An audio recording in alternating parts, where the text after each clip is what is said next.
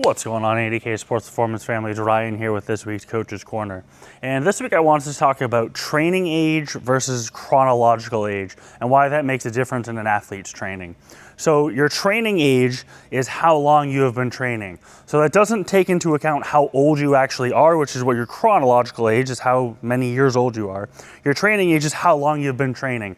So in some instances, we might have an athlete who is in 7th grade and an athlete that is a junior in high school, and they might both training age-wise be 1 year old because they've been training for 1 year.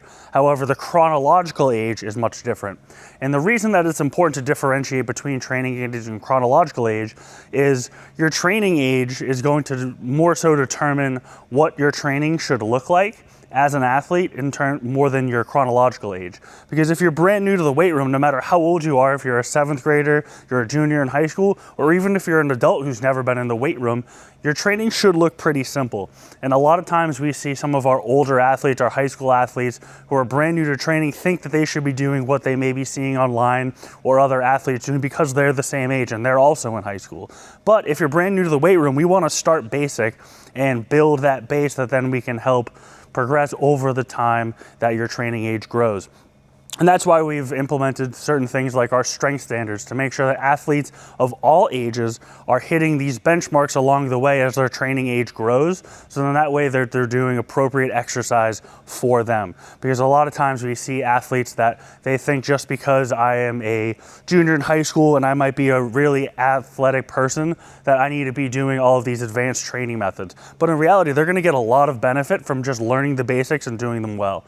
And the thing that we see a lot of times with most of our successful athletes is they just get really good at being consistent and doing the basics really well. And a lot of times we don't really need to dig into a lot of advanced training methodologies because they're getting a lot of really good results from doing those basics. And a lot of time that's because their training age isn't super high. If you look at a lot of our high school athletes that maybe they start training in middle school or early in high school, their training age might be anywhere between 4 and 5 years old, which relatively isn't that old, as opposed to we might have an athlete who started training with us in our youth athletic development program at 8, 9 years old. And while they might not be doing traditional strength training, they're still getting training. So by the time they're a junior in high school, they might be already 4 or 5 years into training, and their training age is a little bit higher than a high schooler who's been training with us for 4 years.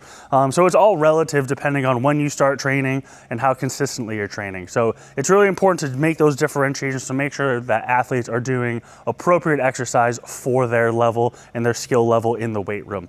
If you have questions about what your athlete should or shouldn't be doing in terms of training, feel free to reach out. And reminder that our summer session is now enrolling and has begun starting this past Monday. Still spots in select groups. Feel free to reach out if you have questions on that, and we will see you in next week's Coach's Corner.